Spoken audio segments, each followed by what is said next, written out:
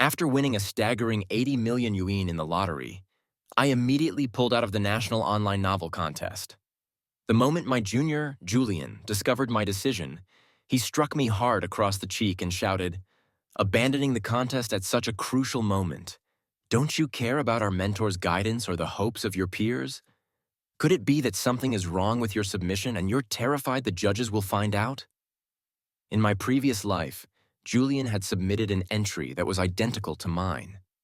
I turned to the editor, whose ideas had once ignited my creative spark, and to my closest companions with whom I had spent countless hours seeking clarification.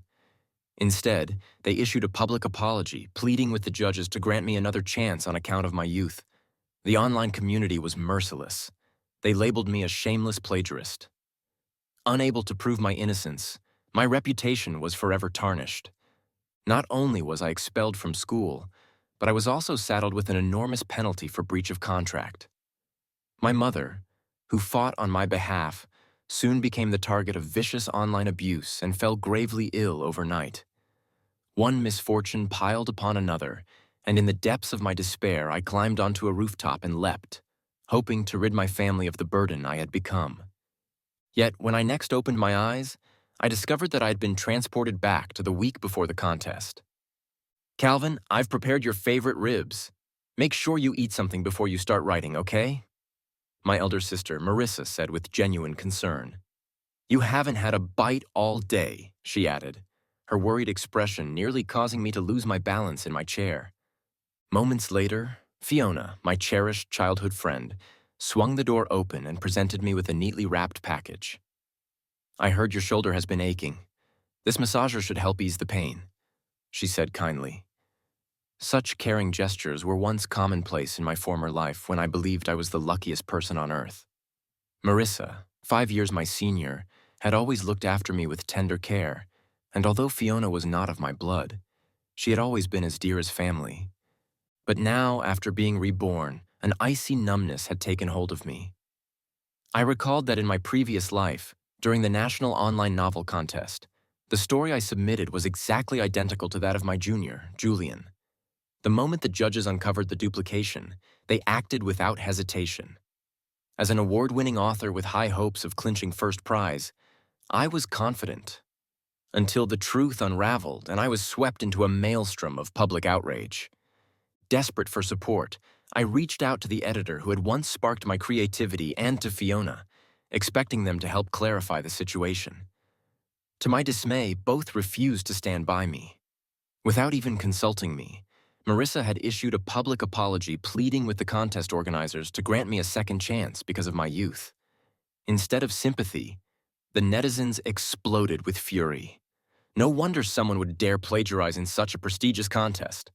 So much for having an editor's sister to cover for them, a whole family of crooks.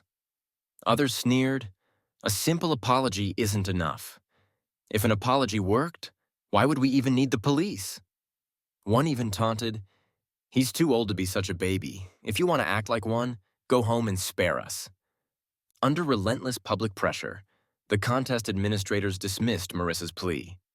In truth, I had entered the contest solely to win the 300,000 yuan prize. My sister had fallen ill and lost her voice, and I had intended to use the prize money for the surgery that could restore her vocal cords. Yet when the contest ended, not only did I fail to secure the prize, I was burdened with an enormous penalty. Meanwhile, Julian, who had no prior writing experience, unexpectedly clinched first place. His entry was hailed as one of the finest short stories in recent memory. Sold to a film company for adaptation, and overnight he was elevated to god-tier writer status. In contrast, I became the villain, the plagiarist despised by everyone. The fallout was catastrophic. Expelled from school and drowning in debt, I was forced to deliver food just to survive. But when customers recognized me, they deliberately left scathing reviews, nullifying all my hard work. My mother, who had tirelessly tried to secure justice for me, was bombarded by vicious abuse online, eventually ending up in the ICU. In a desperate bid to cover her mounting medical bills, I took a menial job at a construction site hauling cement. But within days, the foreman dismissed me, confiscating all my wages. Then a call from the hospital shattered the last of my hope. My mother's condition was critical. With every ounce of hope exhausted, I succumbed to despair and, one night, jumped off a hospital rooftop. When I next awoke, I found myself inexplicably back in the week before the writing contest. I was utterly stunned. The novel I had composed for the contest, crafted from the inspiration and materials Marissa had provided, was indisputably my own work. How then could it have been twisted into an act of plagiarism? Yet I possessed no evidence to clear my name. What baffled me further was that Julian's submission was an exact replica of mine. Had Marissa perhaps supplied him with the same materials? At that moment, Marissa and Fiona's behavior appeared entirely ordinary, deepening my suspicions. I resolved to investigate Julian's social media profile. I knew that by now he must have already shared his writing ideas and outline publicly. To cover my own tracks, I hastily scribbled an alternative outline. Feigning a stomachache, I excused myself to the restroom. Fiona gave me a disapproving look and scolded, "You're such a troublemaker. Marissa already provided you with all the inspiration, yet you still want to slack off?" Marissa quickly interjected, "There's still a week until the contest, Calvin. Don't rush. Just follow my plan and you'll secure first prize." But time was short, and I had to uncover the truth. Inside the bathroom, I locked the door and logged on to Julian's social media. I recalled hearing that his father was a high-ranking executive at a state-owned firm and his mother a respected professor, and thanks to his striking looks, he had amassed many fans. I was never close to him personally, although Marissa's work had occasionally put her in contact with his mother.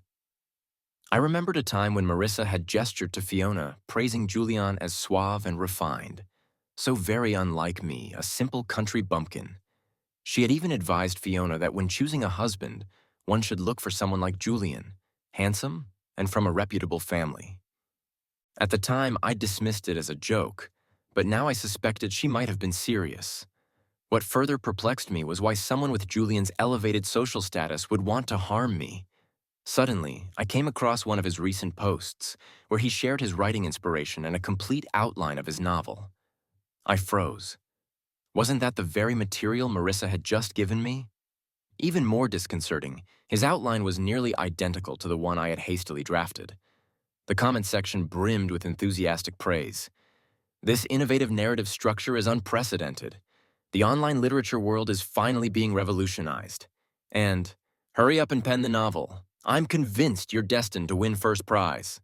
While it was possible that our inspirations might coincide, the complete identity between his outline and mine sent a chill down my spine. Had Marissa and Fiona been behind this? Only they had access to the study room where the materials were kept.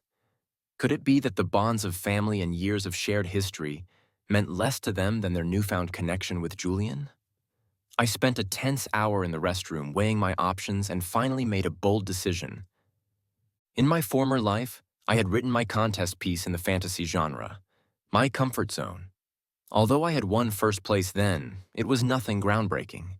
This time, determined to clear my name and defy the plagiarism accusations, I resolved to switch gears entirely and write a suspenseful mystery.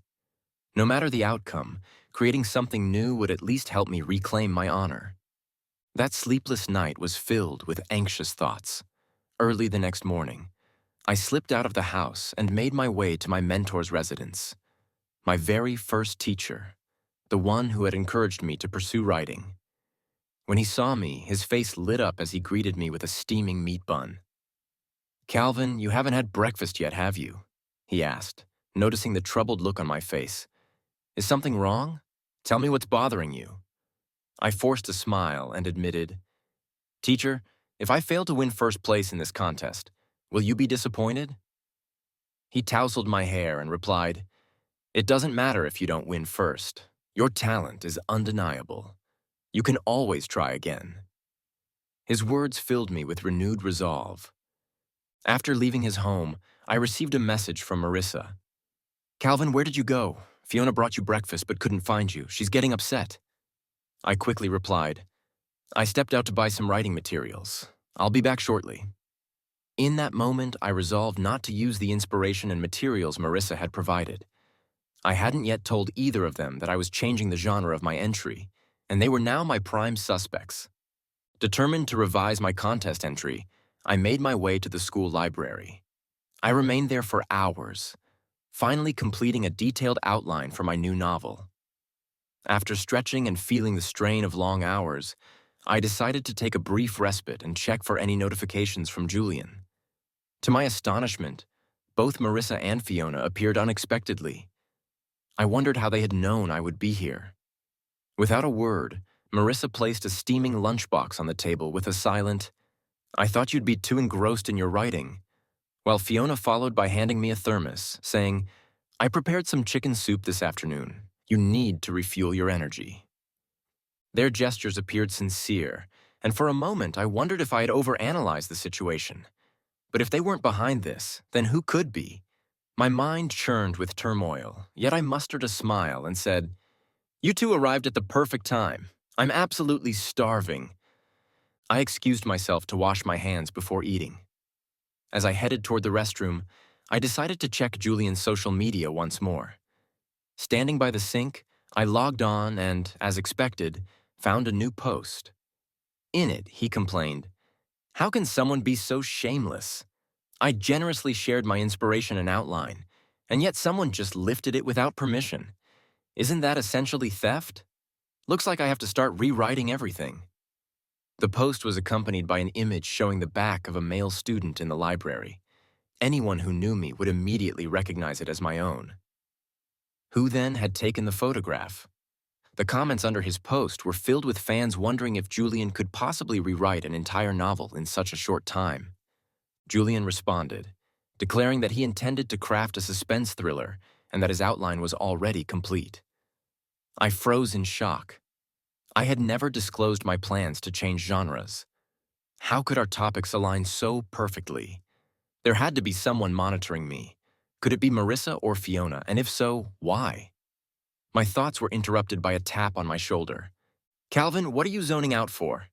Marissa asked. I jumped, realizing that both she and Fiona had come to check on me, concerned that I'd been away too long.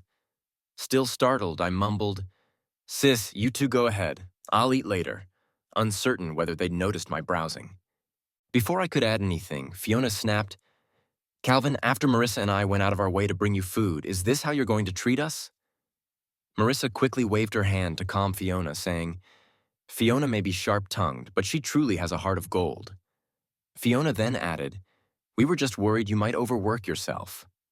I quickly assured them, "I understand, don't worry about me." Fiona, however, remarked, "If it becomes too much, I can even stay in the dorm for a few days to ease your load." With that, she pulled Marissa out of the study room, leaving me with a brief sense of relief. Later, around 10:30 p.m., I packed up and returned to the dorm. As soon as I entered, I overheard my roommate Derek discussing Julian's latest social media post. Curious, I listened and discovered that the post featured a photo of 3 hands clinking cola cans in a toast, with the caption, "Thanks to the lovely ladies for the treat." I immediately recognized 2 of those hands as belonging to Marissa and Fiona. When had they become so cozy with Julian? The post also contained 2 comments. Fiona had written, "Julian will always be my heartthrob," and Marissa had added, "Don't worry, Julian, I'll ensure you win first prize." I blinked in disbelief. Yet, upon refreshing the page, the comments had vanished. It was unmistakably clear. This plagiarism scandal was intricately tied to them. Not entirely surprised by this revelation, I was somewhat relieved that, being safely in the dorm, their interference would be minimal, allowing me to focus on my writing. But just as I was drifting off to sleep, I noticed Derek stealthily rifling through my notebook. In a flash of anger, I shouted, "Derek, what do you think you're doing?" Derek flinched and dropped my notebook onto the floor, trembling as he did so. "Why are you yelling? Don't think I haven't figured it out. The person who plagiarized my cousin's work is you," he accused. "How unlucky is it to share a dorm with a plagiarist? I didn't even force you out, and yet you're causing such a scene. It's extremely rude." It turned out that Derek was, in fact, Julian's cousin. Derek had deliberately posted my personal details in the comments section of Julian's post. Before long, my private messages were inundated with vulgar insults. Some individuals even went so far as to dump dirt on my bed and place dead cockroaches in my water bottle. Feeling utterly helpless, I reached out to my mentor, the one person who, in my previous life, had fought desperately to clear my name, even though he ultimately failed. Despite that failure, he remained the only person I could trust. Upon hearing my predicament, he immediately handed me the keys to a modest apartment. "Focus on the contest," he advised. "Don't worry about anything else. We'll address everything once the contest is over." Just before the contest deadline, I finally completed my novel. All that remained was to submit the document. At that very moment, Julian's social media updated again with a post proclaiming, "My entry has been submitted. Thanks to everyone for your support during this time." The post featured a screenshot of his document. Although the text was blurred, I could still discern the opening lines. It was identical to the novel I had just finished. Even more infuriating was that his post had been published 10 minutes before mine. Overwhelmed with rage, I smashed my notebook into pieces. Despite being reborn, it seemed that I could not escape the fate of my previous life. In that crushing moment, I felt like giving up entirely.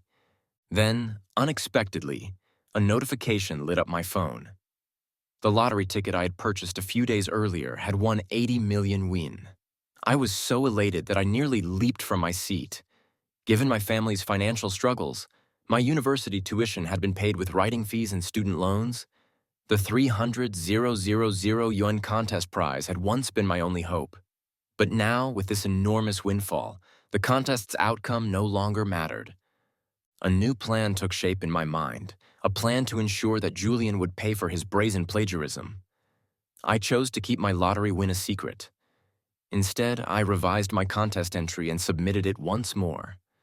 Julian had a penchant for stealing ideas. Let him indulge his habit as much as he pleased. As soon as the contest concluded, Julian went live to recount his competition experience. The live chat exploded with teasing comments such as, "Streamer, you're so confident. Surely you'll secure at least a top 3 finish, right?" Before Julian could reply, Fiona interjected, "What top 3? Julian is undoubtedly going to win first. I have complete faith in him." The chat erupted with congratulatory messages for Julian. However, as Julian basked in the praise, his expression suddenly shifted.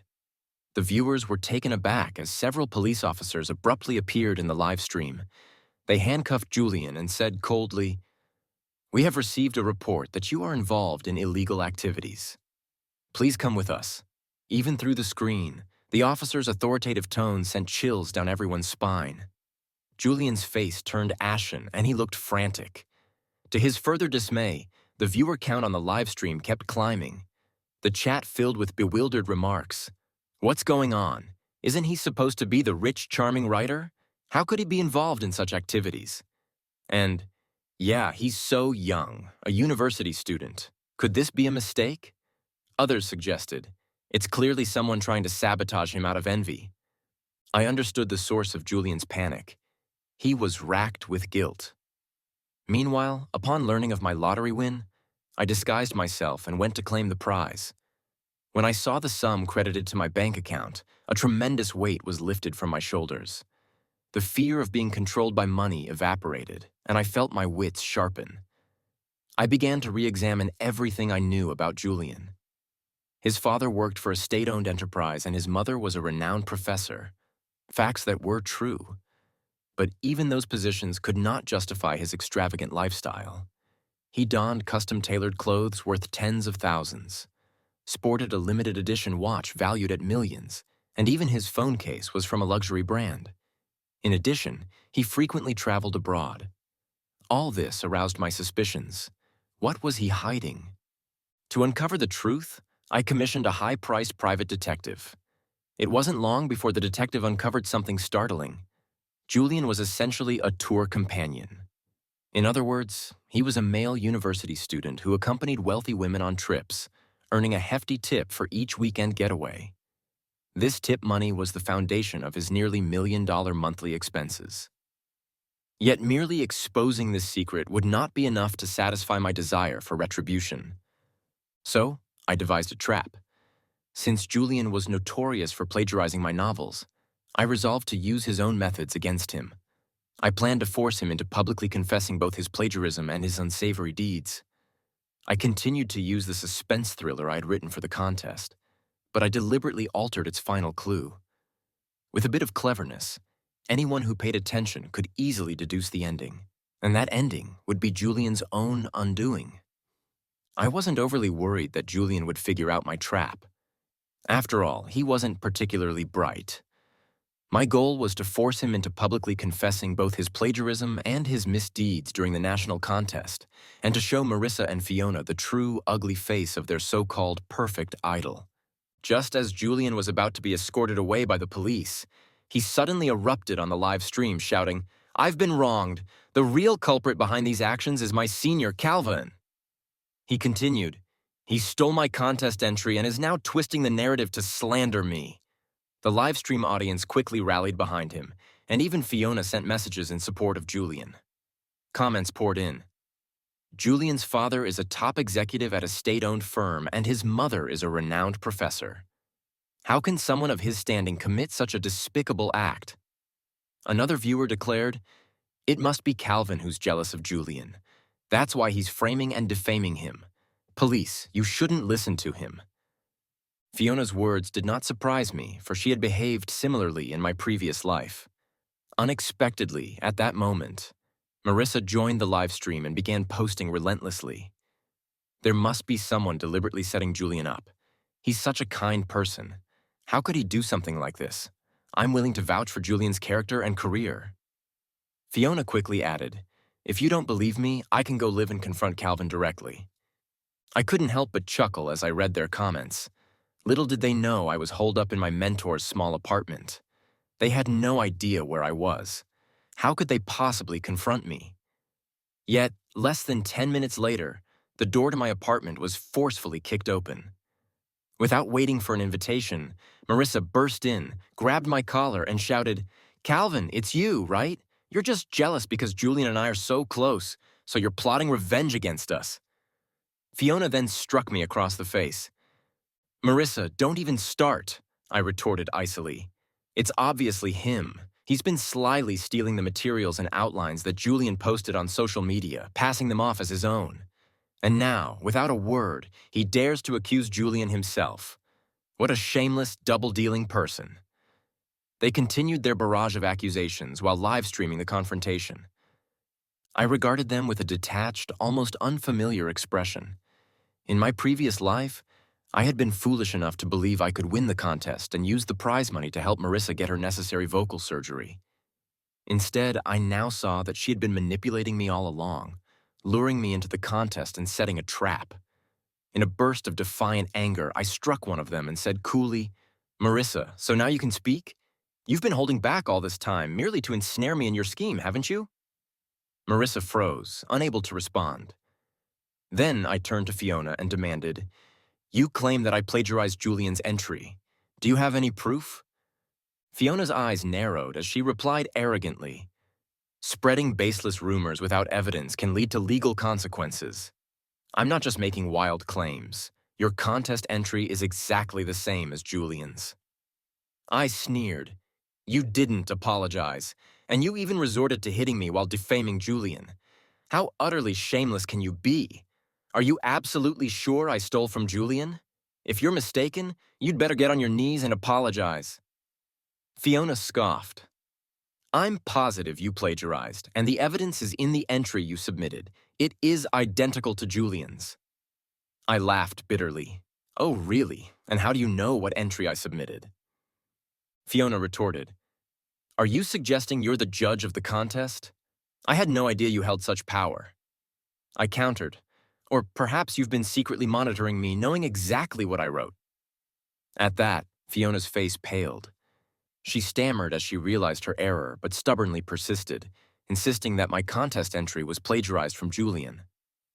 Seeing her obstinacy, I dialed the contest organizer's number live in front of hundreds of thousands of viewers.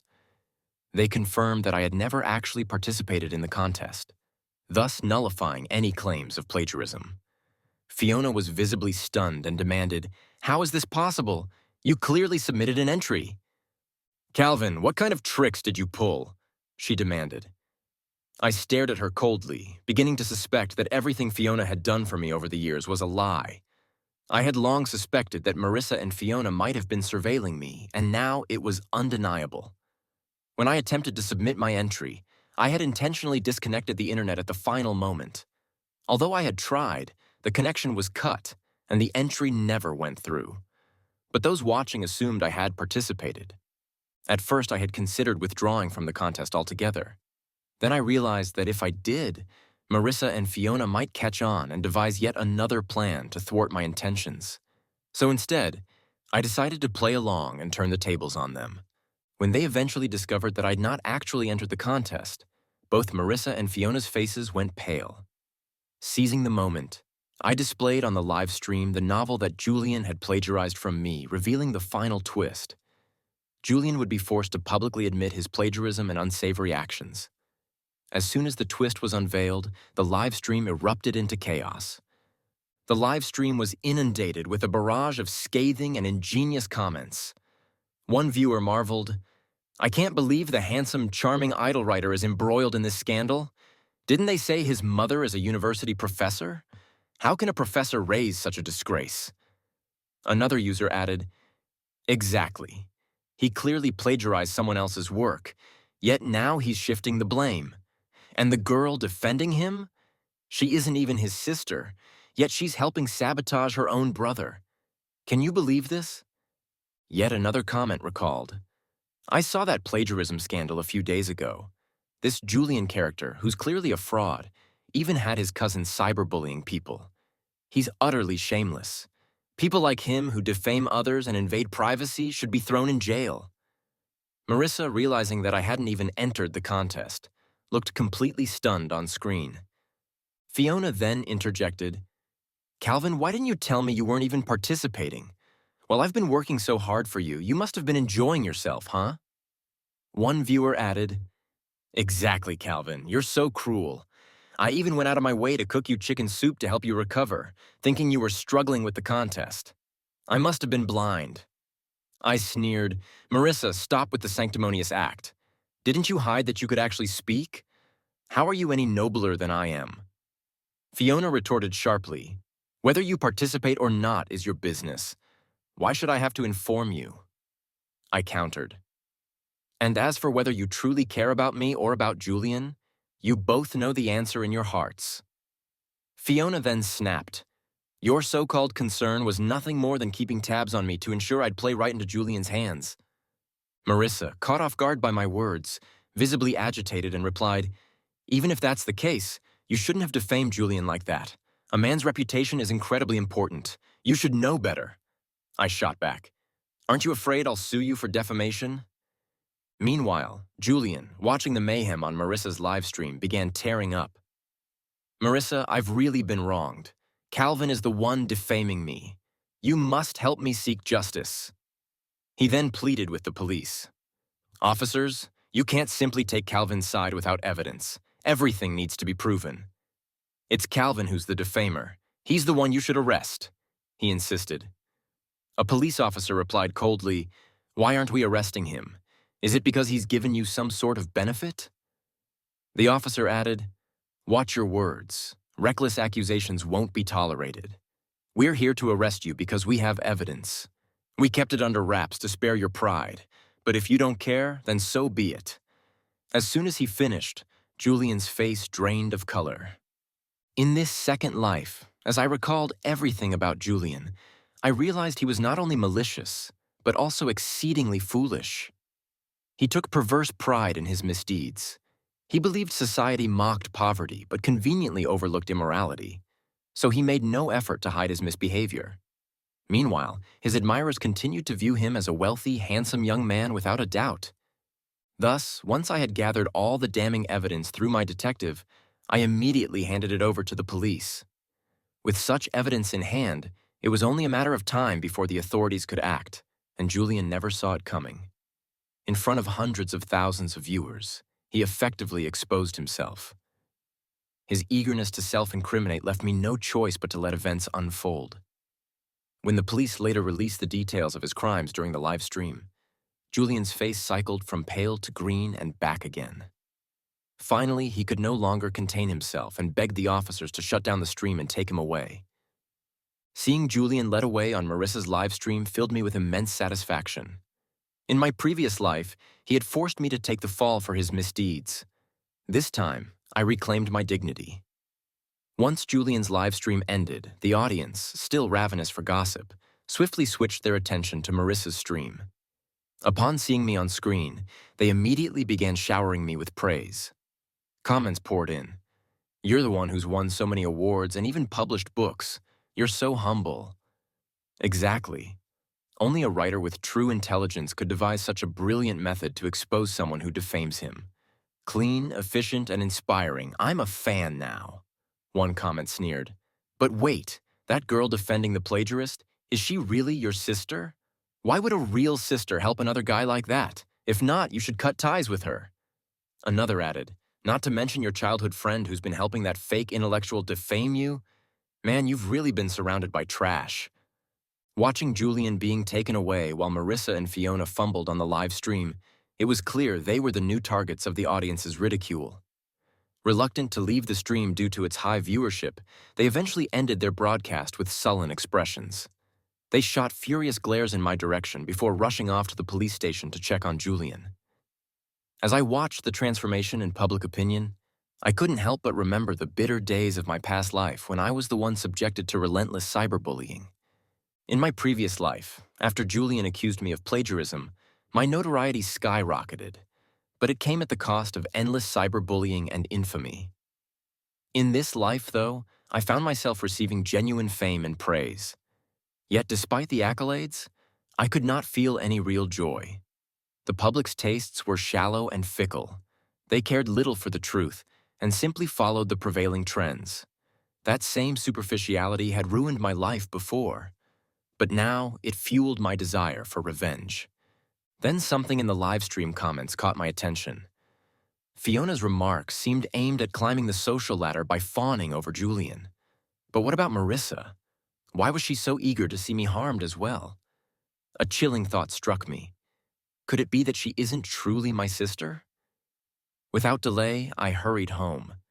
Before Marissa could return, I secretly snipped a strand of her hair and sent it off for a paternity test. Things were rapidly becoming more complicated. It wasn't until Julian's arrest that I discovered exactly how he had managed to plagiarize my work. At first, I suspected that he might have installed surveillance cameras in my home through Marissa and Fiona, or perhaps planted a spying virus on my laptop. But after moving into my mentor's modest apartment and having my computer thoroughly scanned, nothing suspicious was found. Frustrated, I turned to my mentor's father, a retired police officer, for help. I explained the situation, and after a moment of careful inspection, his gaze fell upon my glasses. He asked if he might examine them. Without hesitation, I removed my glasses and handed them over. Using a magnifying glass, he scrutinized them, and suddenly his eyes lit up. "Just as I suspected," he murmured. I was baffled, not understanding his meaning. He handed me the magnifying glass and instructed me to inspect the screw on the front of the glasses carefully. To my shock, embedded in the center of the screw was a hidden pinhole camera, so tiny and expertly concealed that it would have gone unnoticed unless one looked closely. I stood frozen, recalling that about a month ago, when I was preparing to register for the contest, Marissa had accidentally broken my glasses. She had apologized and replaced the frame with a new one.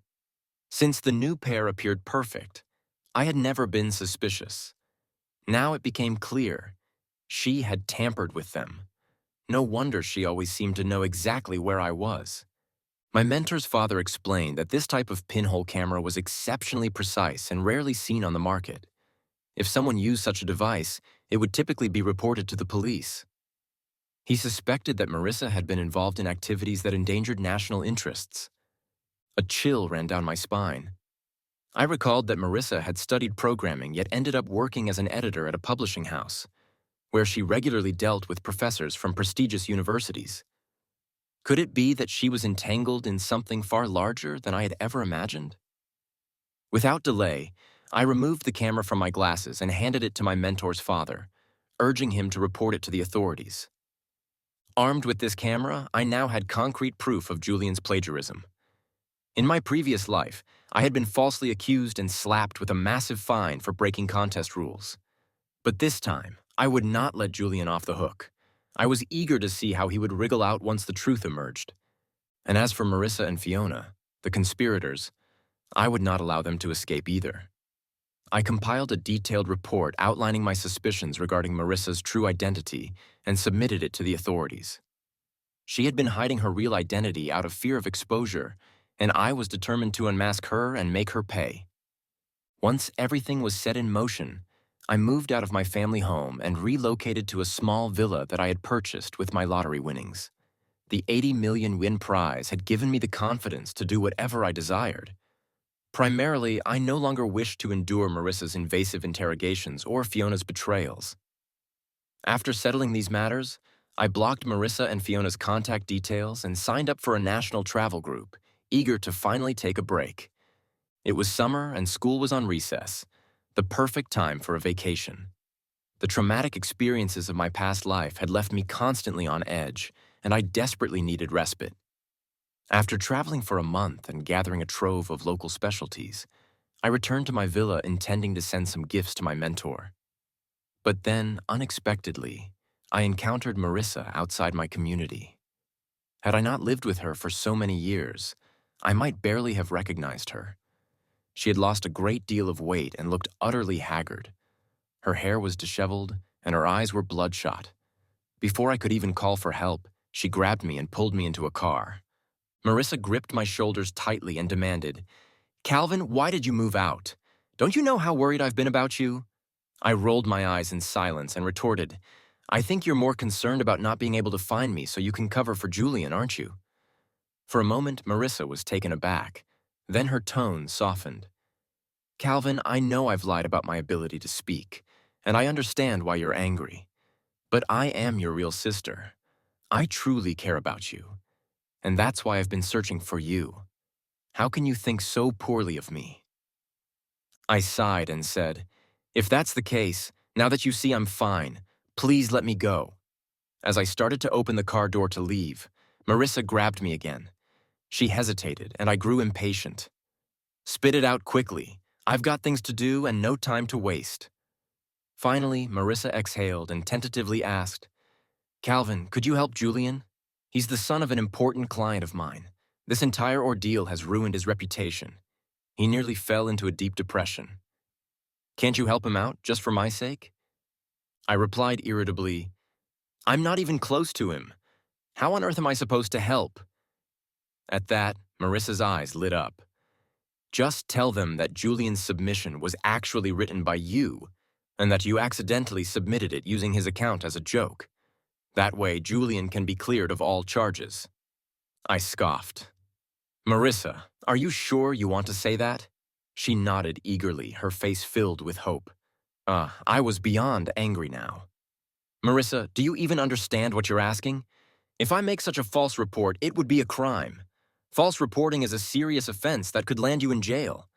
Do you really want to put me in that position?" Her expression darkened as she retorted, "Calvin, don't think I don't know. You've won 80 million from the lottery, so you have everything now, and yet you can't even help Julian once?" I smiled wryly and said, "You participated in the contest for your own sake, so why can't you help Julian for mine?" I stared at her and added with a touch of irony, "You said it yourself. Help me for your sister's sake. But tell me, are you really my sister?" The moment those words left my mouth, Marissa's expression shifted and her eyes avoided mine. "Calvin, what are you talking about?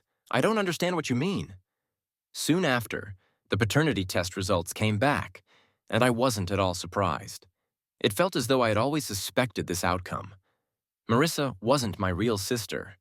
Which genuine sister would go so far as to ruin her brother's life for someone else? Once the results were confirmed, I immediately began investigating my true identity. To my shock, the investigation unearthed a long-buried family secret. It turned out that Julian was actually Marissa's real brother and that I was the true son of the Liu family. Back when our mothers were in the same hospital giving birth, the Chen family was poor, while the Liu family was well off. Marissa, deeply attached to her own brother, had secretly swapped me with Julian so that her brother could have a better life, and thus Julian and I had traded fates. But genetics are an unyielding force. I had inherited my mother's intelligence and my father's emotional depth, which allowed me to excel academically from a young age. Relatives often remarked that I bore no resemblance to the Chen family, a comment I once dismissed as a joke, but which now rang painfully true. Realizing the truth, Marissa's face suddenly turned cold as she instinctively reached for a knife nearby. I sneered. "Sister, are you planning to kill me to silence me?" She retorted, "Is Julian really worth taking this extreme step?"